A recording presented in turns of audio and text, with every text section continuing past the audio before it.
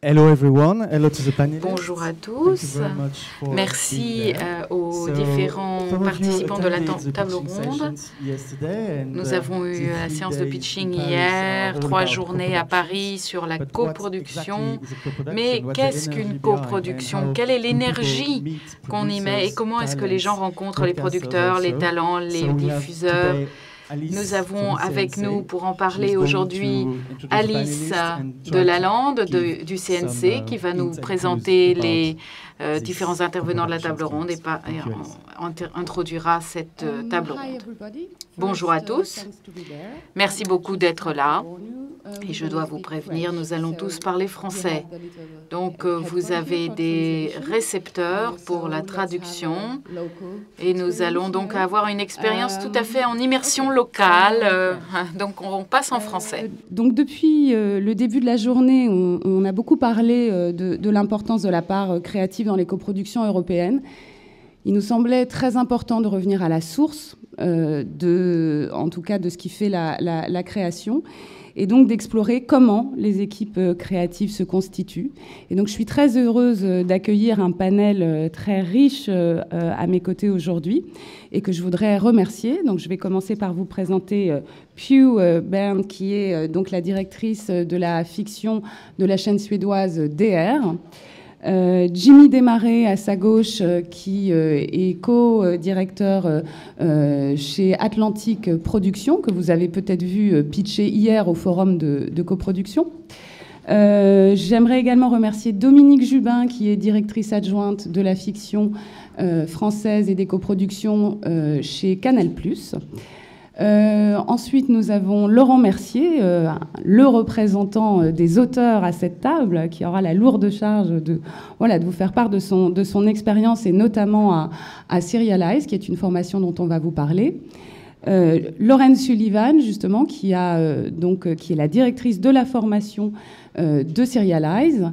Et enfin, last but not least, Sandra Weiss, qui est donc directrice des coproductions internationales chez Newen. Voilà.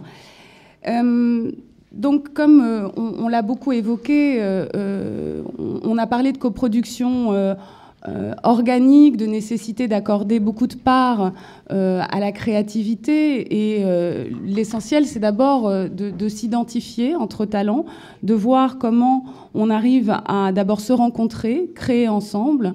Et il nous semblait donc essentiel de pouvoir parler peut-être d'un premier step où les choses se font, et c'est celui de la formation.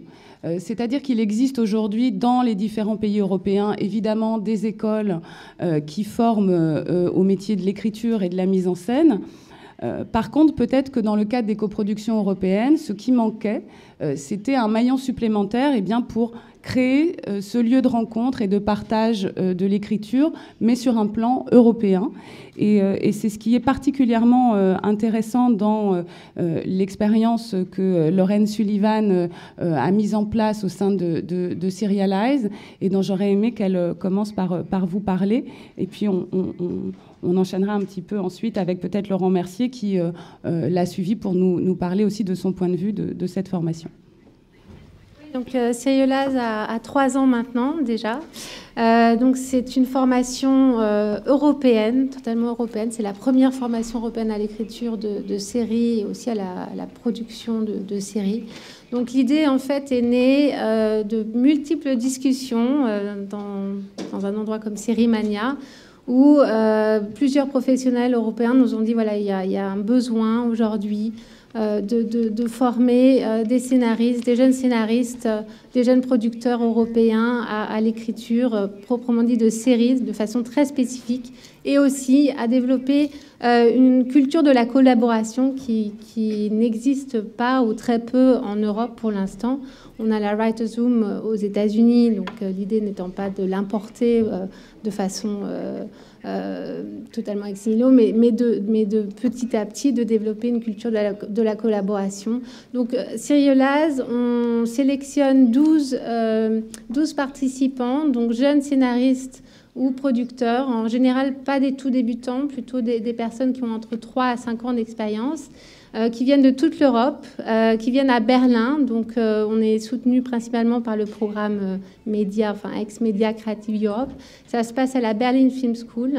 Et on a fait aussi des partenariats avec la London Film School, la Danish Film School. Mais ça se passe principalement à Berlin, où pendant 8 mois, ces scénaristes, ces producteurs se forment de façon très technique à l'écriture de séries, parce que voilà, écrire des séries, c'est extrêmement technique, et en même temps apprennent à travailler ensemble. Et donc l'idée, c'est pendant 8 mois de développer des techniques, de développer des projets, mais aussi de développer la confiance et la connaissance des forces et des faiblesses des uns et des autres, ce qui est, à mon sens, totalement nécessaire pour après pouvoir arriver sur des projets concrets, des coproductions. Donc c'est ça qui a été mis en place. Et aujourd'hui, on a nos premiers anciens qui rejoignent des coproductions, qui travaillent, qui ont signé des options avec des producteurs européens et qui, grâce à ce moment de formation et d'échange, peuvent de façon très opérationnelle travailler sur des projets européens. Alors peut-être tu peux nous dire un mot également sur les intervenants, parce que je crois que c'est une partie quand même très importante aussi de la formation, puisqu'il s'agit d'aller chercher des intervenants de l'Europe entière qui représentent aussi l'ensemble des pays européens qu'on a peut-être moins l'habitude de rencontrer. Oui, les intervenants sont tous des professionnels en activité de très haut niveau. On fait intervenir Nicolas Luisardi, qui travaille beaucoup avec Sky Italia. Jimmy Desmarais vient nous a parlé souvent de la production des Revenants. Dominique Jubin est aussi intervenu. On fait aussi intervenir des professionnels allemands, danois. On va au Danemark chaque année pendant 2 jours rencontrer tous les professionnels du Danemark, et aussi à Londres rencontrer les professionnels britanniques. Donc l'idée, c'est vraiment de donner une connaissance très pointue, très précise des besoins des marchés locaux et aussi du marché européen dans sa globalité. Parce qu'au-delà de l'expérience qu'il y a d'écriture entre différents auteurs, c'est aussi évidemment la première marche vers ce qui est le plus important, la création d'un réseau. Et ça, je crois que c'est vraiment quelque chose dont on a beaucoup discuté et que chacun essaie de mettre en place. Le fait que vous emmeniez notamment les étudiants, alors tu le disais au Danemark, mais je crois aussi à la Berlinale, à Cannes également. Voilà, comment vous essayez de faire en sorte qu'il y ait des rencontres qui soient provoquées entre ces élèves et puis, enfin, je ne sais pas si on peut les appeler encore des élèves, mais et puis peut-être les acteurs, on va dire, de l'audiovisuel plus européen. Oui, l'idée, c'est, au départ, ils travaillent et ils apprennent aussi à pitcher, parce que ce n'est pas forcément un exercice très, très simple. Ils développent des projets, et puis plus on avance dans l'année, plus on leur fait rencontrer des professionnels. D'abord notre comité de réflexion en janvier, ensuite la Berlinale, ensuite à Londres, ensuite au MIP. Et donc aussi pour les former à ça, parce qu'à un moment donné, il s'agit de vendre un projet. On en revient toujours à ça.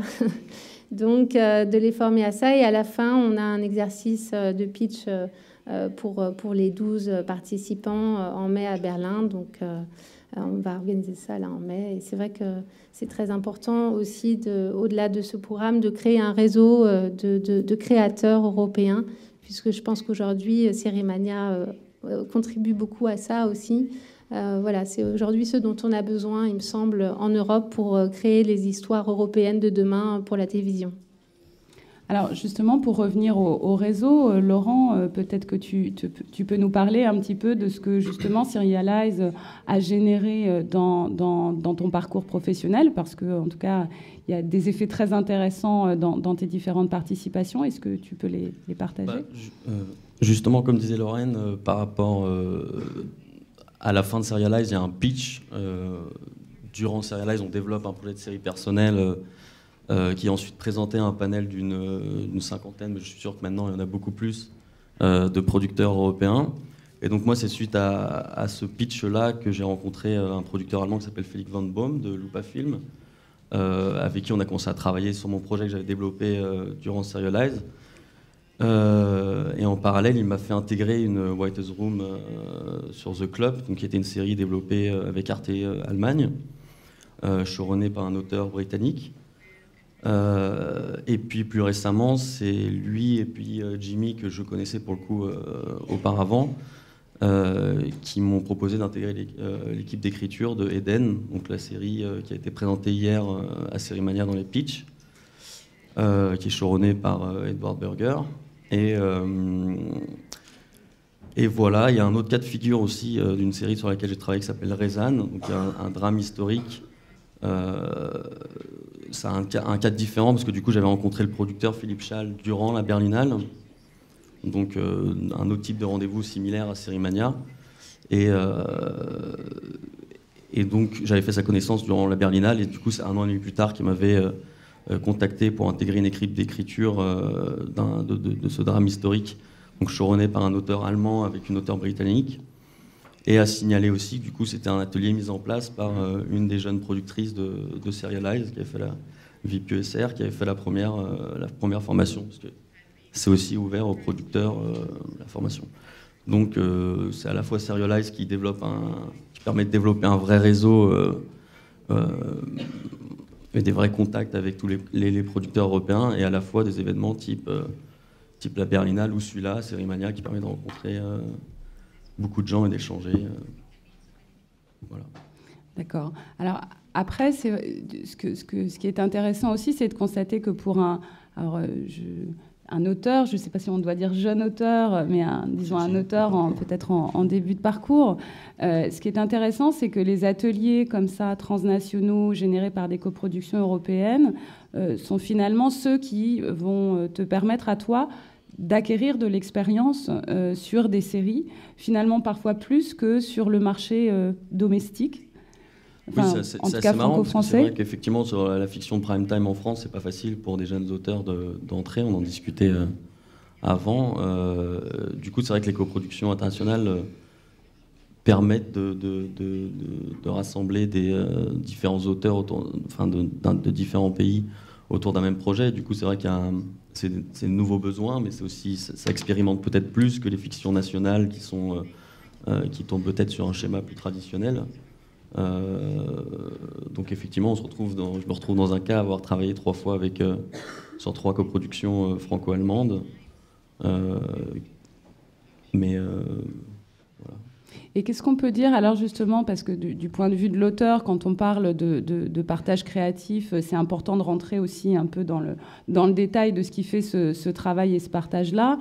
Est-ce que tu peux un peu nous parler de l'expérience que tu as en Writer's Room? Est-ce que, par exemple, au niveau de la langue, au niveau du partage des points de vue, mais aussi très techniquement, est-ce que on crée un concept ensemble et puis ensuite chacun part avec son script à faire? Enfin, quel est un peu le process? Je crois qu'il y a plusieurs paramètres. Déjà, la langue, c'est pas tant un problème que ça. À partir du moment où tout le monde parle anglais et trouve une langue commune de travail, c'est plus un problème.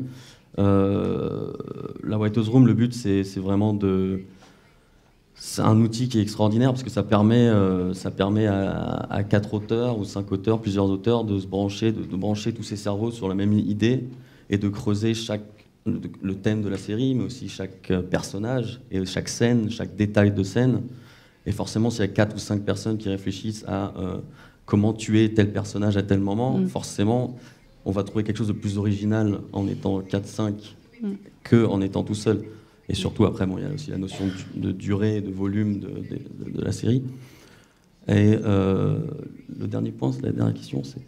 Non, c'était y compris sur le plan technique du processus. Est-ce qu'on crée un concept à plusieurs? C'est vrai que dans l'idéal, je pense que la Writer's Room arrive en général, en tout cas aux États-Unis, c'était comme ça que ça se passait.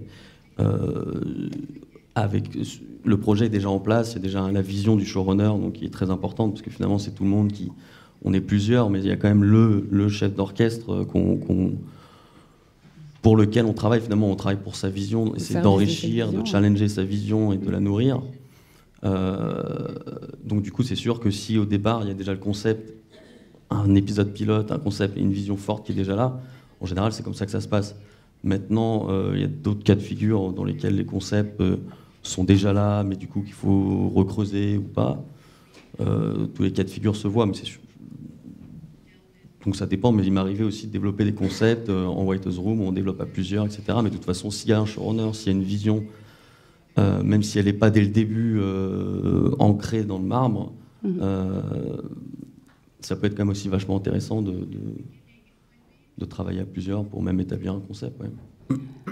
Alors après, c'est vrai qu'on n'a peut-être pas fait le distinguo tout de suite, mais qui est important à faire sur les différents types de coproduction, parce que ça va avoir des implications différentes dans la façon de constituer ces équipes créatives. C'est vrai que lors de cette table ronde, on va plutôt se focaliser sur ces coproductions dites organiques, qui oblige, en tout cas dans la Writers' Room, les auteurs très en amont à échanger et à nourrir un concept. Et puis, il y a, on va dire, des coproductions européennes, mais à visée internationale, très ambitieuses, où on va être davantage sur l'anglais comme langue d'écriture, de tournage, et où finalement, on ne fonctionne pas tout à fait de la même manière dans la façon d'adjoindre des auteurs de telle ou telle nationalité.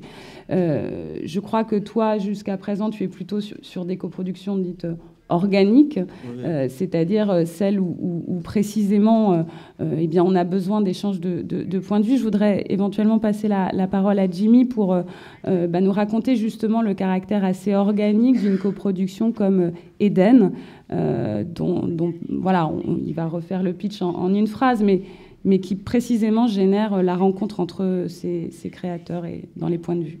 Oui, donc Eden est une coproduction franco-allemande entre Atlantique, Lupafilm et Port-au-Prince. C'est un projet qui s'inscrit dans le contexte de la crise des réfugiés en Europe, qui a été initié en Allemagne avec le réalisateur Edward Berger qui a fait Deutschland 83, avec forcément, de par le sujet, une nature extrêmement internationale, extrêmement européenne, même si au départ il y avait un point de vue assez allemand, et d'ailleurs qui était presque un point de vue allemand politique. Finalement, on a 5 personnages de nationalités différentes, allemands, français, grecs, syriens, on mélangeait de nationalités. On avait besoin aussi de confrontation de points de vue, en fait. Et c'est ça, moi, je rebondirais presque aussi sur l'expérience Serialize, parce que ce qui est intéressant dans l'écriture à plusieurs mains dans des nationalités différentes, c'est qu'il faut réussir à dépasser les clivages culturels et réussir à trouver une dramaturgie commune. Et on y a été, moi j'avais découvert dans Serialize comment ça permettait de quelque part universaliser la dramaturgie. Et dans le projet Eden, on avait besoin aussi de dépasser un point de vue politique allemand, par exemple. Ils ne le vivent pas du tout de la même manière que nous, les bouleversements que subit l'Europe. Et donc, il y a la double dimension qui est à la fois aller beaucoup plus loin en termes de dramaturgie et dépasser des habitudes nationales, mais que ce soit en termes de références culturelles et d'approche des sujets ou en termes de dramaturgie. Et moi, c'est presque plus en termes de dramaturgie que je trouve ça le plus fascinant, parce que c'est un petit peu comme Hollywood a su être un creuset qui incorpore sans cesse des talents du monde entier. On voit beaucoup de Français y aller, des réalisateurs, etc. La question est un petit peu comment et pourquoi nous, Européens, on n'aurait pas cette capacité à trouver une identité européenne à nos œuvres et à réussir à dépasser toutes les différences culturelles et linguistiques pour, je pense, atteindre un peu plus d'universalité finalement. Si ce n'est qu'on est bien dans l'adjonction des points de vue, en tout cas c'est en gardant au cœur les différences, en s'enrichissant de ça, en tout cas dans les sujets, peut-être pas dans la dramaturgie, c'est ce que tu dis. Mais... Oui, ça ne veut pas dire que ça devient consensuel, mais oui. Par la confrontation des points de vue, je trouve qu'on arrive à avoir des choses plus universelles finalement, et qui donc, à mon sens, peuvent toucher un public plus large, puisqu'elles dépassent des particularismes culturels. Alors après, c'est vrai qu'on a beaucoup entendu quand même qu'il y a ce showrunner qui a la vision, qui drive l'ensemble. Donc à un moment donné, on confronte les points de vue, on crée un réseau, mais il faut quand même que l'ensemble de ces points de vue convergent vers la vision du showrunner. Là-dessus, on en parlait un peu ensemble tout à l'heure. On n'a pas encore réellement de formation, ou en tout cas de lieu de rencontre autour de la notion de showrunning. Alors, il y a des choses qui existent. Hein. La FEMIS en France a mis en place une section dédiée, mais on n'est pas showrunner tout de suite. Comment ça, vous l'avez un peu éprouvé justement avec le showrunner qui est le vôtre sur Eden? Est-ce que voilà, on arrive à mettre au service d'une vision tous ces points de vue particulier?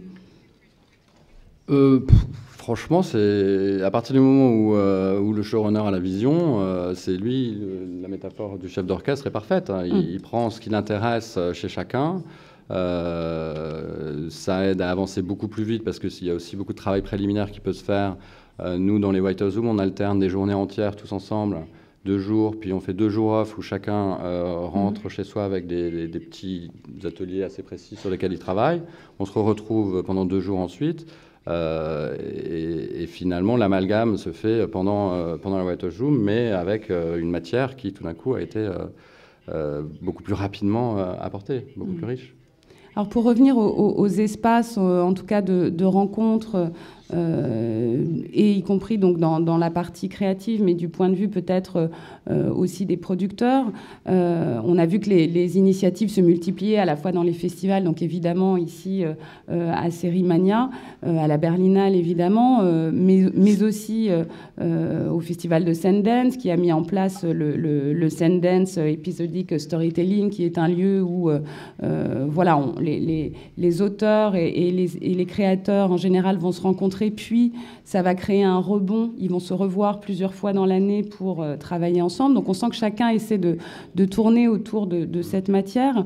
Il y a aussi des initiatives privées qui existent et qui me semblent en tout cas importantes, comme celle de Media Exchange, par exemple, qui organise avec le Erich Pommer Institute à Berlin des sessions. Sandra, je crois que vous avez participé à ça et ce serait intéressant de nous en dire 2 mots.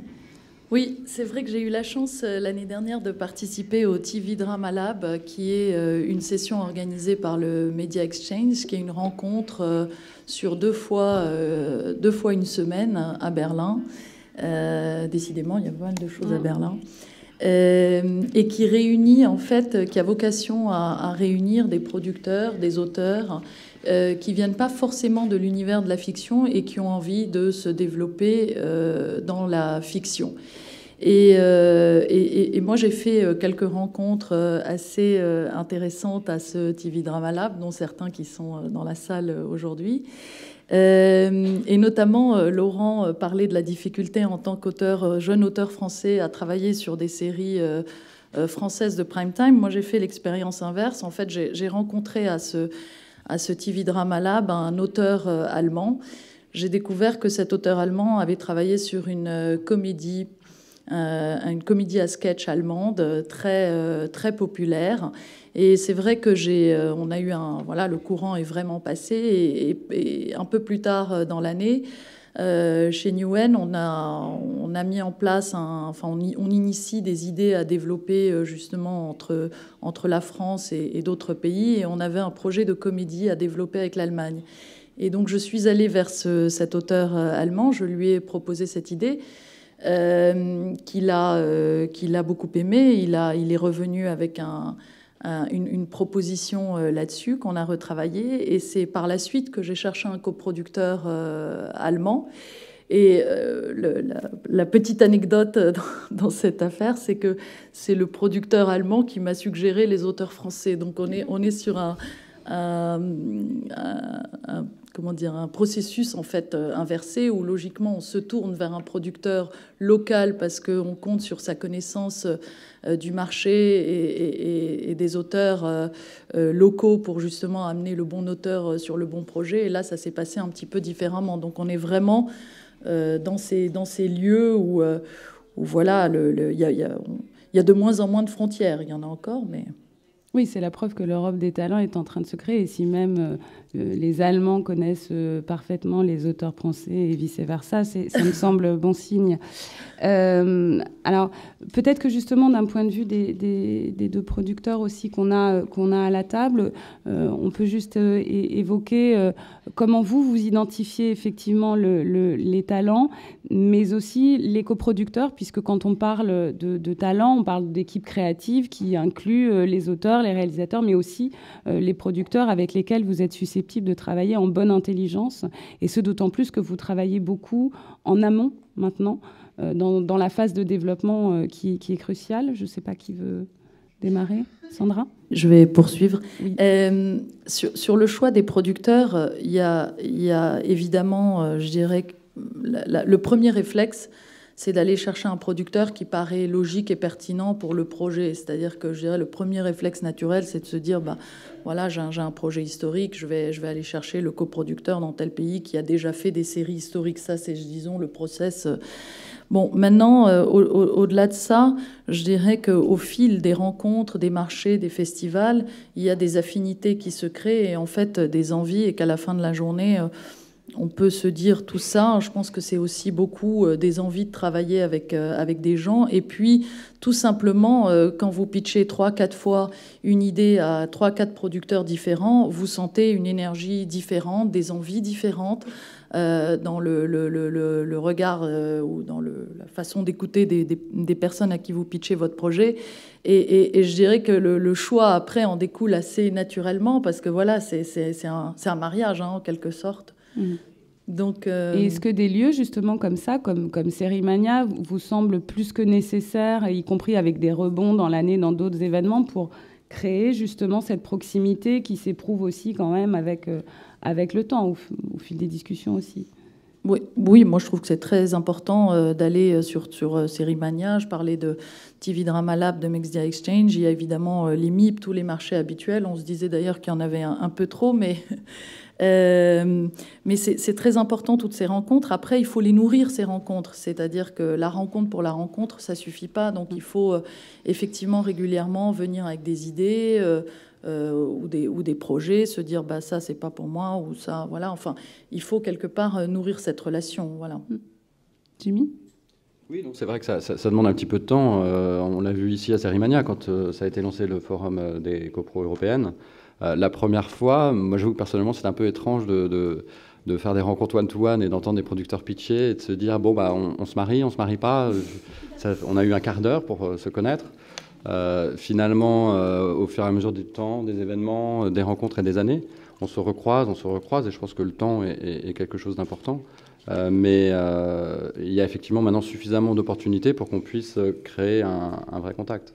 Loupafilm, ton partenaire, tu l'as rencontré en l'occurrence à Sérimania, celui avec lequel tu coproduis désormais Eden. Donc ça génère quand même aussi très concrètement des choses. Est-ce que par ailleurs il y a d'autres manières, peut-être plus informelles, de se réunir entre producteurs? Après, effectivement, il y a beaucoup de rencontres. Il y a certaines rencontres comme les marchés où c'est quand même très speed dating et on a peu de temps. À Atlantique, on s'est posé dernièrement la question de se dire comment on pourrait être plus actif dans la création de liens et renforcer les liens avec une démarche aussi créative en se disant pourquoi attendre d'avoir un texte prêt pour aller échanger avec un producteur. Donc on a fait un petit échange informel, un petit club informel de producteurs européens avec Angleterre, Suède, Suisse, Allemagne, France. On s'est retrouvés dans un cadre convivial. Je pense que la convivialité, ça aide toujours. Sur 2 jours, on l'a fait à Berlin, à Londres, à la fois autour d'un dîner de workshop où on essaye d'échanger sur des thèmes qu'on se fixe, de réfléchir. Et on avait à cœur aussi d'essayer d'inclure les talents, parce que tous ces endroits qu'on a, nous, les auteurs en ont très peu. Les auteurs viennent dans ces endroits, mais ils n'ont pas tous ces mécanismes qui existent de pitch one-to-one qu'on a entre producteurs, diffuseurs, distributeurs. Et il n'y a pas d'espace européen pour mélanger vraiment sur le long terme et créer une famille, un réseau d'auteurs européens, ce qui est, à mon avis, le vrai enjeu des prochaines années. Et donc, on avait fait cette initiative avec un collectif d'auteurs européens, le premier, je pense. Et on revient toujours à Serialize. Dirty Dozen, donc. Une des promos de Serialize s'appelle les Dirty Dozen, 12 auteurs qui, après la formation, ont loué un bureau à Berlin, se sont constitués à géométrie variable. Ils travaillent ensemble par groupe de 2, 3, 4, qui ne sont pas fixes. Ils peuvent se mélanger selon les projets et les affinités. Et on essaye de réfléchir avec eux, on essaie de réfléchir à comment faire émerger un projet ensemble. Ce que tu disais tout à l'heure, les copros européennes permettent de générer des ateliers mixant les nationalités.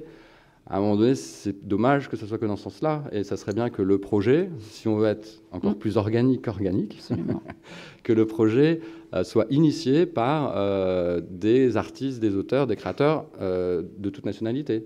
Et à ce moment-là, je pense qu'on aura des projets qui auront été mûris et conçus de manière absolument authentique et sincère, et qui ensuite aillent démarcher des producteurs, le marché. Ça me semblerait une étape encore plus mûre de la coproduction. Donc c'est ce qu'on essaye, on en est encore au tout début, on tâtonne, c'est une réflexion, et je pense qu'il y a des initiatives à trouver des pouvoirs publics. Enfin, c'est un débat à lancer de comment créer ce réseau d'auteurs et de talents. Et créer un espace justement de rencontres, mais qui ne soit pas un one-shot dans l'année, mais qui permettent de créer des rebonds. Il y avait eu par exemple une initiative qui venait d'une région du sud de la France, je crois, qui avait fait venir 12 talents anglais. Il y avait eu Jack Thorne, il y avait eu Tony Grisoni, il y a eu... Et en fait, ils ont tous répondu présents sur des choses assez simples, qu'il s'agissait de visiter une région pour découvrir ses décors, pour éventuellement les intégrer dans... C'était la démarche de la région qui est intéressante. Et finalement, il y a un vrai appétit de ces talents-là, tout d'un coup, à se confronter, à pouvoir échanger, se retrouver ensemble. Donc, je pense que la prochaine étape, c'est vraiment de réfléchir à comment créer ce genre de programme. Alors, Pew, justement, on l'évoquait tout à l'heure, c'est très important de mettre justement les équipes créatives au centre du process. Vous avez-vous, dans le cadre de l'ADR, une politique particulière avec des auteurs qui sont vraiment in-house, qui travaillent sur le projet? Pourquoi vous en êtes venu à mettre ça en place? Qu'est-ce que ça génère? Quelle qualité, quelle plus-value, en tout cas, il y a dans les programmes pour vous, dans cette manière de procéder?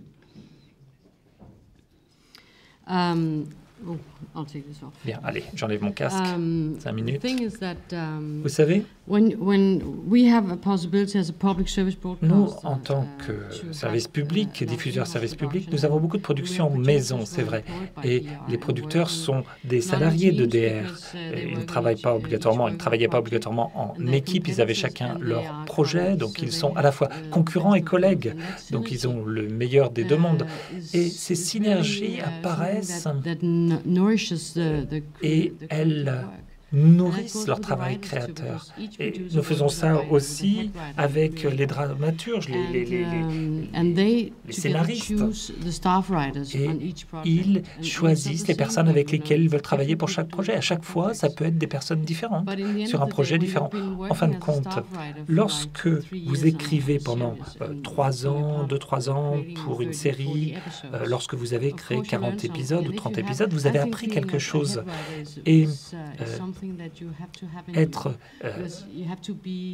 scénariste, ça doit être en soi. Il faut aussi, lorsque vous êtes le chef scénariste, vous devez être un leader. Et au Danemark, l'environnement est assez restreint. Vous devez être le leader, le meneur d'équipe, même avec vos amis, parce que tout le monde se connaît. Vous savez, ils sortent ensemble le vendredi soir, ils boivent de la bière, et puis le lundi matin, il faut pouvoir être prêt en disant « Voilà, ce script-là, ce scénario, il n'est pas bon, il faut le réécrire. » Voilà, c'est ça qu'il nous faut, c'est cet équilibre, vous savez.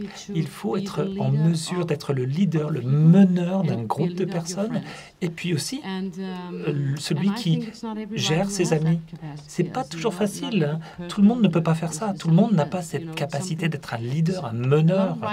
Il y a beaucoup de scénaristes qui écrivent très très bien, c'est vrai, ils peuvent écrire des épisodes aujourd'hui jusqu'à leur dernier souffle. Et c'est à eux de créer naturellement cette vision, vous savez, c'est ce qui compte le plus. Il faut bien sûr créer une vision, mais c'est plus que cela. Il faut être en mesure de faire passer sa vision, de la garder, de la conserver, de la protéger, de la faire partager aux autres. Et vous êtes avec des acteurs, des auteurs, des producteurs, etc., avec tout le monde, avec d'autres personnes. Et c'est à vous de trouver la meilleure solution et de vous concentrer sur votre vision pour qu'elle soit partagée. Voilà, pour qu'elle décolle. C'est vraiment un talent particulier, vous savez. Et moi, je pense que tous ces événements européens sont excellents pour les auteurs, pour les scénaristes. C'est une source d'inspiration et il faudrait peut-être qu'elle soit gérée soit par des producteurs, soit par des diffuseurs, mais en tout cas, c'est vraiment à la rencontre des gens que les choses se passent. Lorsque les gens se rencontrent, on ne peut pas déclarer d'un coup que ça va avoir lieu. Vous savez, avoir un writer's room, c'est très difficile. Trouver les bonnes personnes pour un writer's room, ça peut prendre un temps considérable. Il peut y avoir plusieurs épisodes qui passent et puis tout d'un coup, ça y est, tout d'un coup, ça se déclenche. 3-4 personnes vont travailler enfin ensemble. Et souvent, c'est même pas une question de talent, c'est une question d'alchimie. Parce que vous pouvez avoir des scénaristes qui sont bons, mais dans un writer's room, non, ça ne marchera pas. Donc on leur dira au revoir, alors que quelqu'un d'autre, au contraire, peut travailler avec les autres, peut travailler dans un writer's room et peut être la meilleure personne pour ce projet.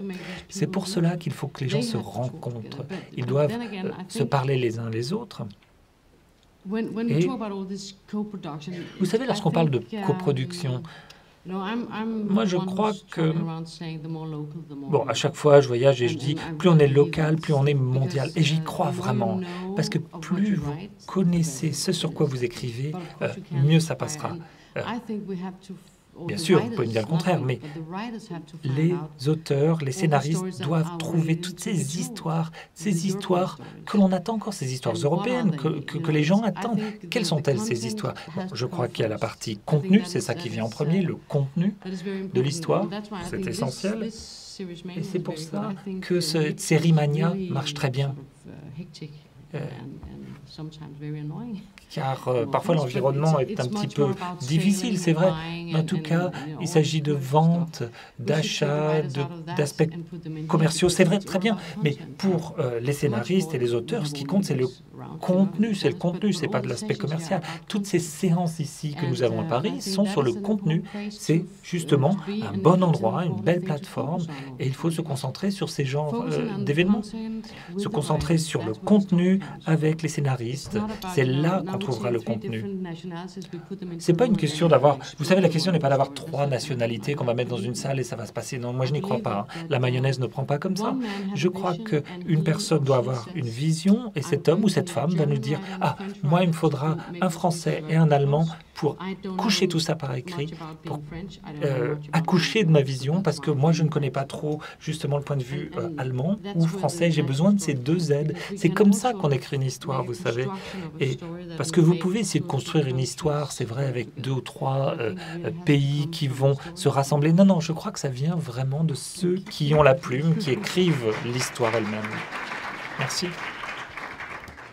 Dominique, je voulais avoir ton point de vue là-dessus, et notamment sur voilà, ces équipes créatives. Tu as une expérience de différentes sortes de coproduction au sein de Canal+, qui sont ou plus organiques ou, on va dire, plus à destination d'un marché plus mainstream à l'international. Justement, comment à chaque fois vous réfléchissez à la constitution de ces équipes créatives et quelle est votre intervention aussi un peu là-dedans? Qu'est-ce que vous recherchez? Comment vous adaptez ça à chaque fois, c'est ce que disait un peu Piu, au contenu, puisque j'imagine aussi que c'est ça d'abord qui vous intéresse. Moi, j'ai absolument le même credo que Piu sur l'importance, la prédominance du contenu. C'est évidemment comme ça, que c'est dans cet ordre que les choses se construisent. Je crois qu'il n'y a pas de modèle qui puisse s'appliquer. Chaque série a sa propre histoire, en fait. À la propre histoire de son écriture. C'est-à-dire que il y a rien qui peut se modéliser par avance. À la fois, effectivement, il y a forcément la vision d'un créateur au départ, sinon on n'y arrive pas. Alors quelquefois, avant la vision d'un créateur, préexiste un désir, une envie. Nous, c'est ce qu'on a connu sur Jour polaire, Midnight Sun, qui part de l'envie de 2 diffuseurs de travailler ensemble et de 2 producteurs de monter un partenariat entre 2 pays. Donc on se dit qu'effectivement... alors après, il y a quand même une idée au départ, mais enfin l'idée, elle est quand même pas... elle est assez minimale. Il s'agit effectivement de personnages de 2 nationalités différentes qui vont se retrouver dans le nord de la Suède, sous le soleil de minuit. Voilà, une fois qu'on l'a dit, ça peut devenir quand même beaucoup de choses. Et sur l'histoire particulière de Midnight Sun, il y a eu des temps d'écriture assez longs avant que les créateurs, en fait, ne soient les bons. C'est-à-dire que c'est pas que les premières personnes qui étaient là n'étaient pas des auteurs talentueux, c'est juste que ça collait pas avec les chaînes que nous étions. Une chaîne payante d'un côté, une Canal, donc une chaîne de service public d'un autre côté, la SVT, et que du coup, on ne se trouvait pas, le mariage n'avait pas lieu. L'intervention de Mans Marlin et Björn Stein a été vraiment, c'est eux qui ont craqué le code de ce qu'allait être cette série et ses singularités, etc. Donc tout est parti au fond à un moment donné, 2 auteurs qui étaient là et qui trouvaient le truc qui collait avec les partenaires. Et après, c'est eux qui ont le lead, c'est très évident. Alors après, c'est une série, et comme toutes les séries, il y a un certain nombre...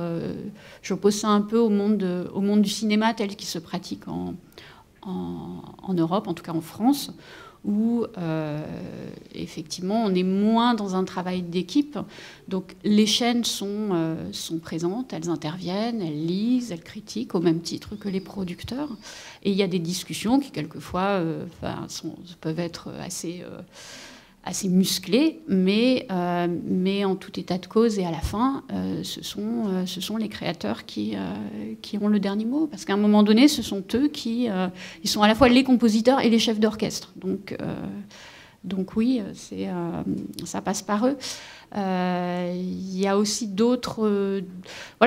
vraiment, chaque série a son histoire. Versailles, c'est encore autre chose. Il s'agit d'une série sur une marque française, typiquement, sur laquelle, à un moment donné, parce qu'on a besoin, pour monter cette série et la faire exister de manière très concrète, on a besoin que ça se fasse à l'international. Donc on a besoin qu'elle soit écrite en langue anglaise. Et donc arrivent 2 auteurs de langue anglaise, qui est aussi un autre questionnement qu'on peut avoir par rapport à la formation des auteurs en France, qui est qu'à un moment donné, pour travailler à l'international, on a besoin d'être capable d'écrire dans une autre langue que la sienne, ce qui n'est pas évident. Pour préciser, Mans Marlin et Björn Stein écrivaient en anglais. Leur anglais n'était sans doute pas parfait, mais ils écrivaient en anglais. Ils rendaient des scénarios en anglais, qui ensuite ont été donc adaptés, alors par eux, évidemment sur toutes les parties suédoises, mais aussi par des adaptateurs pour les parties françaises, arabes, sami, puisqu'il y a 4 langues qui coexistent dans la série. Et donc sur Versailles, on a deux auteurs anglais qui ont beaucoup travaillé aux États-Unis et qui donc sont pétris eux-mêmes d'un autre type de culture. C'est-à-dire, ils ont les codes alors ils venaient de Criminal Minds, entre autres, mais ils ont d'autres codes. Et ces codes-là, ils nous intéressent... ça nous intéresse de mélanger ça à Versailles. C'est-à-dire qu'on veut faire une série qui soit extrêmement moderne, sur des jeunes gens, dans une époque qui est clairement le XVIIe siècle. Et il y avait un vrai respect et des consultants qui veillaient à ça, à ne pas dire non plus n'importe quoi sur l'époque et sur Louis XIV et la cour. Mais il y avait quand même vraiment le désir de rendre ça un peu plus fou et de s'amuser aussi avec cet univers-là. Et je pense que à la fois la grande proximité qu'ils avaient, en tout cas David Wollstonecraft, qui avait fait des études dans une université anglaise, je ne sais plus laquelle c'est, mais des études d'histoire sur le XVIIe siècle, donc il était quand même très, très pertinent il avait une grande connaissance de la question. Il arrivait aussi avec Simon et ils avaient cette espèce de folie et ce côté très entertainment, en fait, très décomplexé vis-à-vis de l'histoire malgré tout. Et du coup, on sortait, c'était exactement ce qu'on voulait, on sortait du patrimonial. en fait. Ce qui était très compliqué. Ça a été très difficile à trouver, parce que ce sont des choses pesantes, en fait. Des icônes telles que Louis XIV, Versailles, etc., c'est difficile pour un auteur de s'en extraire. Et donc on a eu besoin d'une certaine manière de passer par des auteurs étrangers pour y parvenir. Avec, en revanche, dans l'équipe créative, la notion d'un réalisateur qui a porté ça, qui est Djalil Lesper, qui vient du cinéma. Alors après, effectivement, pour la chaîne et pour les producteurs, hein, je pense qu'on a tous le même combat là-dessus. Il s'agit évidemment de rééquilibrer toujours, en fait. C'est-à-dire à la fois de pas partir dans des choses qui seraient plus du tout crédibles ou plus du tout vraisemblables, mais aussi de savoir d'où l'on parle, donc que ce soit sur Jour polaire, pour revenir sur cette série, Jour polaire, donc il y a un personnage qui est français, qui est une jeune femme, qui a des origines algériennes, voilà, qu'on va voir dans un certain nombre de flashbacks dans sa jeunesse en Algérie, et en fait, il fallait évidemment que Mans et Björn, qui connaissent pas du tout ça, qui connaissent pas la réalité française, qui connaissent pas la sociologie française, donc les rapports de cette jeune femme à son identité, à la façon dont elle interagit avec d'autres personnages français, la façon dont le fait qu'elle arrive dans une histoire qui, entre les Suédois et les Samis, va lui rappeler des choses, voilà, va résonner avec la question identitaire qu'elle peut croiser ou qu'elle ne veut pas voir quand elle est en France. Tout ça, il fallait que Mans et Björn, pour le pétrir, pour le travailler, ils ont eu besoin de discuter avec, en l'occurrence, là, ça a été une romancière qui était Faiza Guéné, qui est une jeune femme qui leur a apporté beaucoup d'éléments sur la construction du personnage de Kaina, qui est incarné par Leila Bekti. Et de la même manière, sur Versailles, Djalil Lesper, nous, on avait besoin que le réalisateur des premiers épisodes soit un Français. Ce n'était pas possible autrement. Parce qu'il y a un moment, il faut aussi arriver à... Voilà, il faut s'amuser avec les choses et en même temps, il faut arriver à rester ancré. Donc c'est toute une question d'équilibre et de trouver la juste mesure. L'heure tourne. Je crois qu'il est peut-être temps, si vous en avez, de prendre vos questions. Il y a des micros qui circulent dans la salle. Il y a une question juste ici.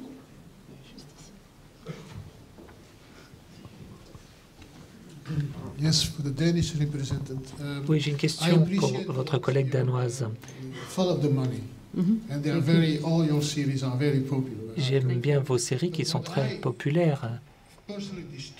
Ce qui me gêne, cependant, c'est que, bon, c'est danois, c'est très bien, ça nous plaît. Maintenant, lorsqu'on pense à Paris ou à la France ou à Londres, moi je me dis, d'accord, vous voulez vendre en France ou en Angleterre, c'est très bien, c'est danois, ça nous plaît. Mais lorsque vous vous rendez compte de la coproduction, et vous vous dites là, dans ce cas-là, ah, c'est plus danois parce que c'est coproduit. Vous voyez? Il y a donc une contradiction. Et même Versailles fait en anglais, c'est une contradiction pour moi. Parce que parfois, on veut que ce soit 100% Versailles ou 100% danois. Yes, and what is more international than Versailles? Tout à fait. Qu'est-ce qui est plus aussi international que Versailles? Tout à fait, je suis d'accord. En tout cas, sur un point avec ce que Dominique a dit, c'est que parfois, effectivement, il est bon d'avoir des étrangers dans vos équipes, justement, qui peuvent faire bouger les lignes, qui ne s'occupent pas tant de l'histoire. Et tout pays a son histoire. Nous respectons notre histoire. On se dit « Ah non, on ne peut pas faire ça pour des raisons historiques, etc. » et d'autres raisons. Mais parfois, au contraire, il est bon d'avoir un œil étranger, quelqu'un qui dise bah, « Moi, je m'en fiche. On oublie. Moi, je vais faire ça, ce serait pas mal. Voilà l'histoire, voilà le scénario. » Alors, donc, je ne sais pas trop comment répondre à votre question, mais en tout cas, il est bon d'avoir des yeux et des oreilles étrangers pour prendre un point de vue différent sur l'histoire, qui est parfois un poids que vous portez avec vous. Et bon, parfois c'est un manque de respect, c'est vrai, mais on se comprend mieux. En effet, lorsque l'on prend une perspective complètement différente, parce que les gens nous regardent plutôt que nous regardons nous-mêmes. Parce que Notre point de vue, on ne le voit jamais puisque c'est notre point de vue, vous me comprenez? Le point dont on parle, duquel on est en train de parler, l'endroit d'où on est, on ne le voit pas en fait. Et ça, c'est un truc qu'on ne comprend que quand on est en prise et en dialogue avec des gens d'autres cultures et d'autres nationalités. C'est un peu ce que tu disais d'une certaine manière. Jimmy, oui, c'est ce que tu disais aussi par rapport à l'équilibre à trouver sur cette thématique allemande par rapport aux réfugiés. Comment, à un moment donné, le point de vue français porté par ces auteurs va réinterroger ce positionnement. Oui, et puis je pense aussi au-delà du débat entre le local, le gloco, l'international. Moi, je pense que le vrai challenge, il est dans l'authenticité du contenu, du sujet. C'est ce qui est le plus dur. Comment on fait une copro, pas pour faire une copro, simplement parce qu'on est tombé amoureux d'un sujet, d'un projet qui, on est quand même en Europe, on a une histoire commune, on a énormément d'histoires communes. On a énormément de destins qui se bouleversent, qui se croisent, qui s'entrecroisent, qui s'entrepénètrent. Donc, c'est pas pour le plaisir de faire de la copro, c'est au contraire pour avoir aussi d'autres sujets qu'on peut explorer. Et j'ai même envie de dire, pendant très longtemps, la télé ne s'est regardée qu'elle-même culturellement. Donc, à un moment donné, de dire vous faites des sujets internationaux pour faire de la copro, moi, je suis pas du tout d'accord. Je dis au contraire, on veut élargir les points de vue et peuvent cohabiter des tas d'histoires différentes. L'essentiel, et là où je vous rejoins totalement, c'est l'authenticité du contenu, du désir initial du créateur. Et après, il faut pas mélanger toutes les démarches et les configurations possibles avec le contenu et le désir, ce qui est à la base le cœur. Est-ce qu'il y a d'autres questions? Oui. Bonjour. D'abord, je voulais vous remercier.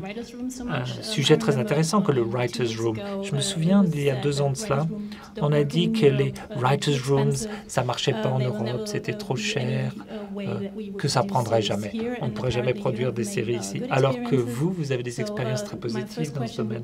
Voilà donc ma première question. Est-ce que vous vous êtes dit que les Writers' Rooms, c'est trop cher ou pas? Deuxième question.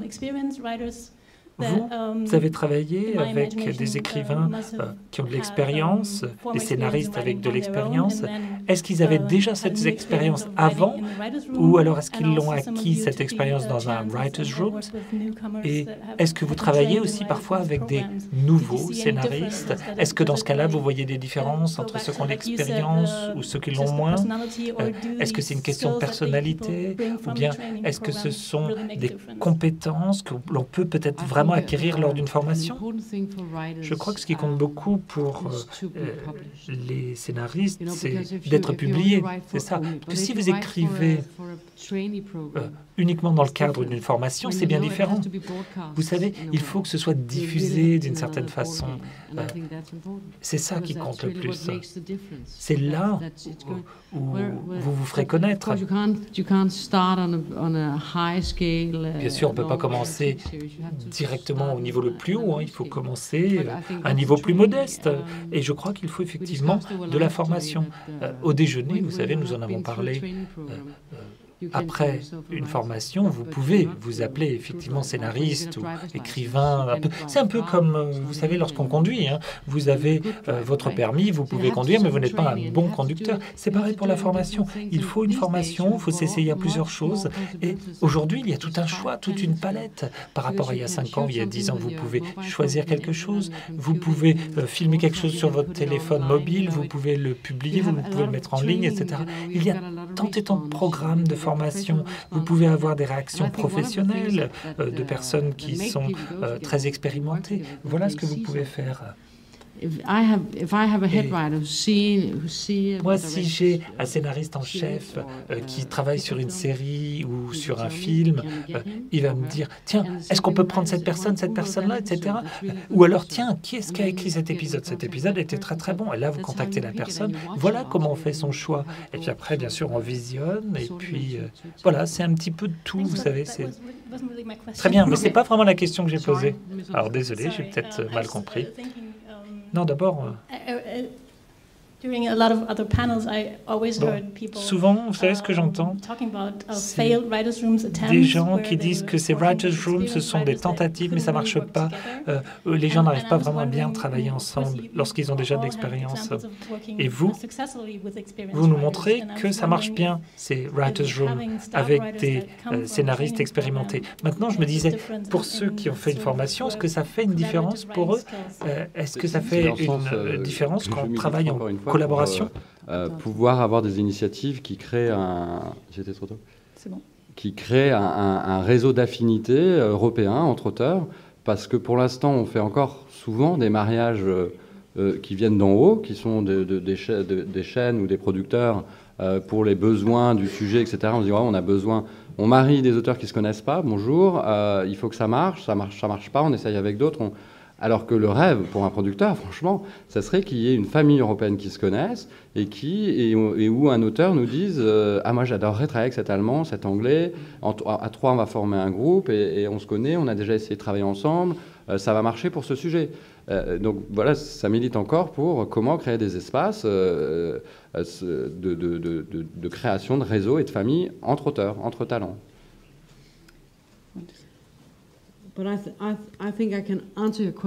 Je crois que je peux maintenant répondre à votre question.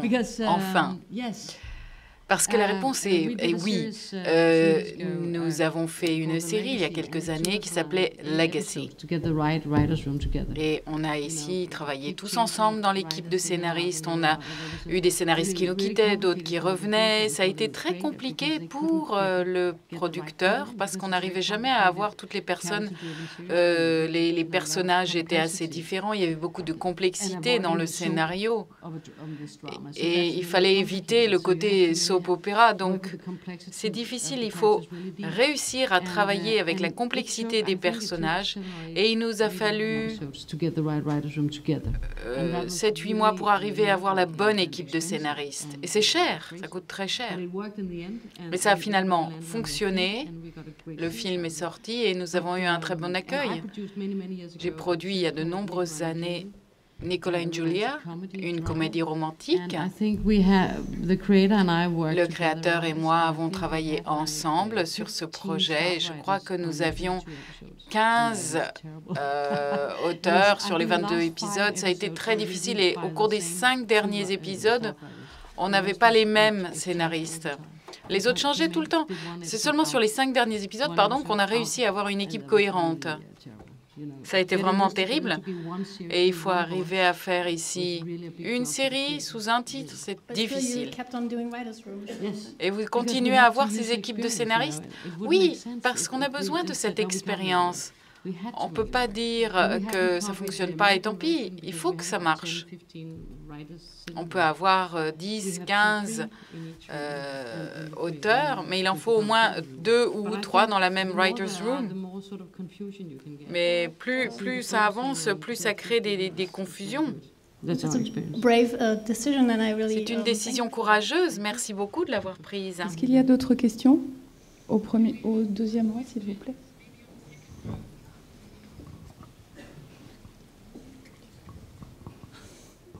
Comment on se retrouve? Je m'étais promis de ne pas poser de questions. On a en France la chance d'avoir une production cinématographique qui est très forte et ça vient du fait qu'on a eu le principe de subsidiarité et l'exception française. Donc on a été très fort pour finalement garder les Américains en dehors de notre... surtout les Américains parce qu'ils sont très forts, mais en dehors de notre champ artistique et donc ça a créé quelque chose de très fort. Mais du coup, je me suis en train de me demander si c'est pas en train de nous plomber au niveau des séries, au niveau de cette envie de faire de la coproduction, parce que je vois que d'un côté, des projets comme Serial Lies ont dû aller à Berlin pour faire leur nid. Je crois que vous parliez d'un autre projet aussi qui est... Voilà, et pourquoi pas chez nous? C'est quand même assez incroyable. Et deuxième chose, quand on est auteur aujourd'hui français et qu'on écrit en anglais, et qu'on essaye du coup, parce qu'on a cette culture-là de rayonner à l'international, on a des fonds qui nous disent bah non, désolé, vous n'avez pas produit de script en français, donc on ne peut pas vous aider, ou alors on ne peut pas débloquer des fonds pour l'aide à la création. Donc c'est une remarque, c'est évidemment pas une question, mais est-ce que ça vous frustre pas? Parce que je trouve que du côté des auteurs, c'est quand même assez frustrant. On se dit, mais la France n'avance de nouveau pas assez vite quoi, dans ce domaine. Il y a la FEMIS, hein. Il y a sur Totally Serialized, c'est fait à Berlin. Enfin, il y a aussi la formation de la FEMIS sur les séries. Donc il y a aussi des choses qui se passent sur une formation qui serait. Alors après, il y a d'autres formations de scénario, mais sur une formation précisément en série, etc. Mais sur l'international, c'est vrai que l'ouverture à l'anglais, etc., n'est pas encore très. Sur la. Oui, effectivement. Oui. Ça va venir, oui. On y travaille. Oui, tout à fait. Moi, j'ai l'impression que ça vient, en fait. Après, sur le fond de votre question, sur les fonds qui sont susceptibles d'accompagner ce type d'œuvre, je crois qu'en France, il y a quand même un certain nombre de choses qui existent, qui peuvent vous accompagner, et ce, en amont, que le projet soit finalement tourné en anglais ou en français. Hein. Il n'y a pas d'inéligibilité de vos projets là-dessus. C'est vrai, maintenant vous avez raison, il faut sans doute qu'on intègre davantage des projets qui soient des projets de coproduction, en tout cas dès l'amont, et ça c'est important. Maintenant, il faut savoir que par exemple dans les dispositifs qui existent au CNC, les auteurs européens dans leur ensemble sont absolument éligibles à nos aides. Alors c'est quelque chose qu'on ne sait pas forcément, mais en l'occurrence on peut avoir des Belges, des Allemands qui déposent des projets et qui sont soutenus par nos initiatives. Donc c'est peut-être plus sur le contenu, sur l'ouverture à un contenu plus européen dans la façon de l'accompagner qu'il faut travailler. Mais je crois qu'en tout cas les leviers en France existent. Je ne suis pas sûre que ce soit le pays où les auteurs soient les plus mal lotis. Je ne dirais pas ça. Mais bon, je suis du CNC, hein, c'est normal.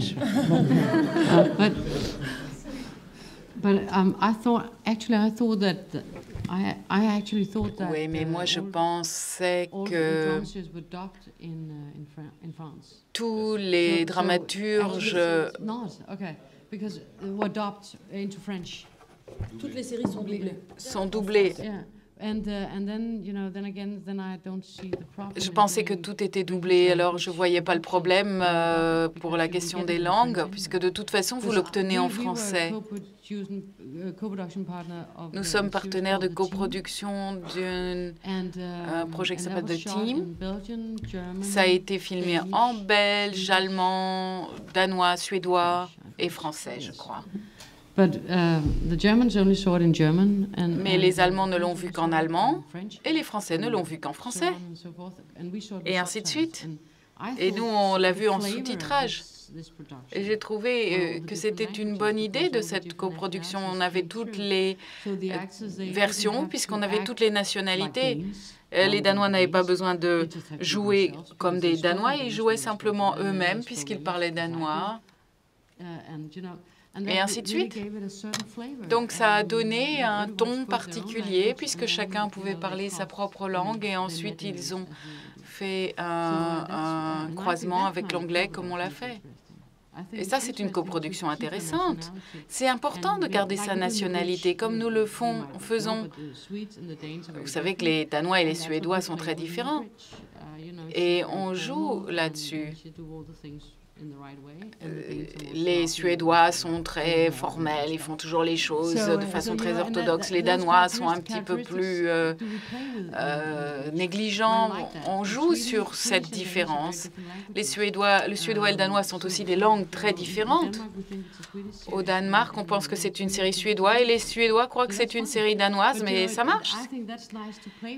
C'est plutôt bien, je trouve, de jouer là-dessus plutôt que d'essayer d'uniformiser tout. Les différences sont intéressantes dans la dramaturgie, je pense. Je crois qu'on va devoir clôturer. Il y avait une dernière question importante, non? Très bien. So thank you. Merci. Thank you all, and thank you to the